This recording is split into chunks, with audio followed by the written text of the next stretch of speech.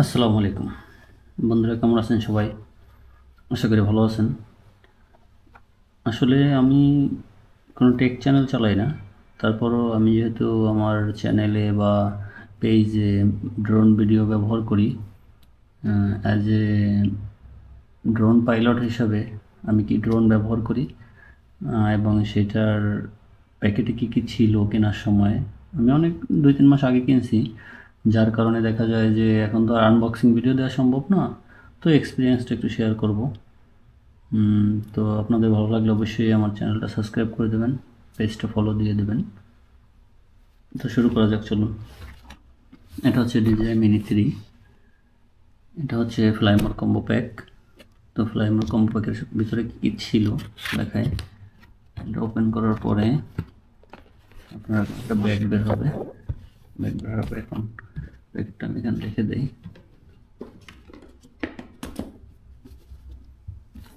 ব্যাগটা ওপেন আপনি প্রথমে যে জিনিসটা বের করতে হবে হচ্ছে আরসি। এটা স্মার্ট আরসি, যেটা আপনার মোবাইল কানেকশন প্রয়োজন হবে না এবং ইউজুয়ালি খুবই সুন্দর। ব্যবহারটা দেখাবো। এরপরে পাবেন একটা ব্যাটারি হাব, যেটার ভিতরে 3টা ব্যাটারি থাকবে এবং 3টা ব্যাটারি ফ্লাই টাইম আলাদা আলাদা। এরপরে হচ্ছে কাঙ্ক্ষিত পাখিটা, এটা ড্রোন।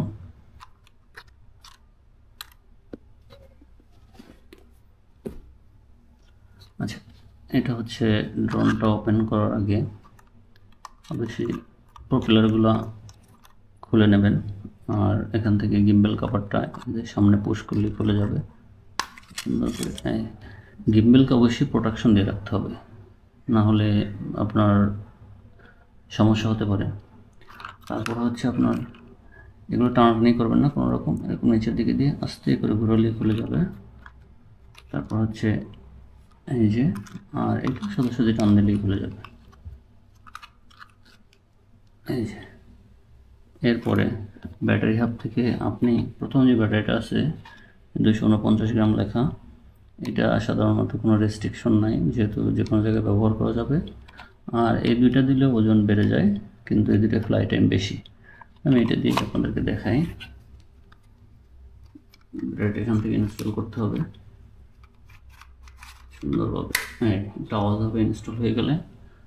তারপরে আপনার এখানে প্রথম একটা চাপ দিয়ে তারপর একটু প্রেস করে ধরে রাখলেই অন হয়ে যাবে। অন হওয়ার পরে সবসময় খেয়াল রাখতে হবে যাতে গিম্বেল যেহেতু এখন মুভমেন্ট করবে, ওর মুভিংয়ের সময় কোনো কিছু যেন না বাধে, যাতে গিম্বেলের মুভমেন্টটা ঠিক মতো করতে পারে। তারপর আপনি এইভাবে রেখে দিতে পারেন, যাতে গিম্বেল ঠিক মতো মুভমেন্ট করতে। এরপর আসেন আরসির জয়স্টিক দুটো এভাবে পিছনে থাকবে, পিছন থেকে খুলে নিতে হবে এবং জয়স্টিক দুটো খুব সাবধানে রাখতে হবে যাতে না হারা যায়। তারপরে এখানে ইনস্টল করতে হবে। আমি রাইটটা করে নেই, রাইট জয়স্টিক, লেফট জয়স্টিক। এটা করার পরে আরসির এখানে যে পাওয়ার বাটন আছে, এখান থেকে একটা প্রেস করে ড্রোনের মতোই সেকেন্ড প্রেস করে ধরে বসলে অন হয়ে যাবে। এই ডিসপ্লেটা খুবই সুন্দর।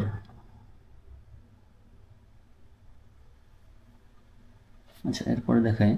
এটা হচ্ছে মোড বাটন, এটা সিনে মোড প্রথম, তারপর হচ্ছে নর্মাল মোড, তারপর হচ্ছে স্পোর্টস মোড। অর্থাৎ সিনে মোডে দেখা যায় যে সিনেমাটিক স্লোলি ভিডিও করা যাবে, আর নর্মাল মোডে মিডিয়াম, আর স্পোর্টস মোডে খুবই দ্রুত, যেখানে দেখা যায় যে আপনার সেন্সর কাজ করবে না।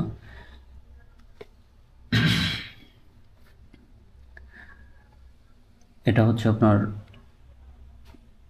পিকচার ক্যাপচার করার জন্য বাটন, এটা হচ্ছে ভিডিও ক্যাপচার করার বাটন। এটা লেফট সাইডে থাকে ভিডিও ক্যাপচার করার বাটন, রাইট সাইডে পিকচার ক্যাপচার করার বাটন। লেফট সাইডে এটা হচ্ছে গিম্বেলকে আপ অ্যান্ড ডাউন করার বাটন, আর রাইট সাইডে এটা হচ্ছে জুমিং বাটন। নিচে যে দুইটা বাটন আছে, এখান থেকে ম্যানুয়ালি আপনারা সিলেক্ট করে নিতে পারবেন রিমোটের ফাংশনে গিয়ে, যে আপনি এখান থেকে দেখা যায় যে হরিজন্টাল ভার্টিক্যাল মোড সিলেক্ট করতে পারবেন। এটা যে কোনো ইউতে আপনি ইউজ করতে পারবেন। আর দ্বিতীয়ত হচ্ছে, এটা সবচেয়ে বড় সুবিধা হচ্ছে আপনার ফোনের প্রয়োজন হয় না, আপনার ফোনটা বিজি থাকলো না এবং ক্লিয়ারলি এখানে দেখতে পারবেন। যদিও ঘরের ভিতরে এটা ফ্লাই করে দেখানো সম্ভব না, ফ্লাই ভিডিওটা অন্য একদিন দেবো ইনশাল্লাহ। তো আল্লাহ হাফেজ, সবাই ভালো থাকবেন। এই ছিল DJI Mini 3 fly mode combo pack. এবং যদি বলি এক্সপিরিয়েন্স, আমি যদিও বিগিনার ছিলাম, এখন নিজে নিজে ফ্লাই করতে করতে মোটামুটি এক্সপিরিয়েন্স আসছে।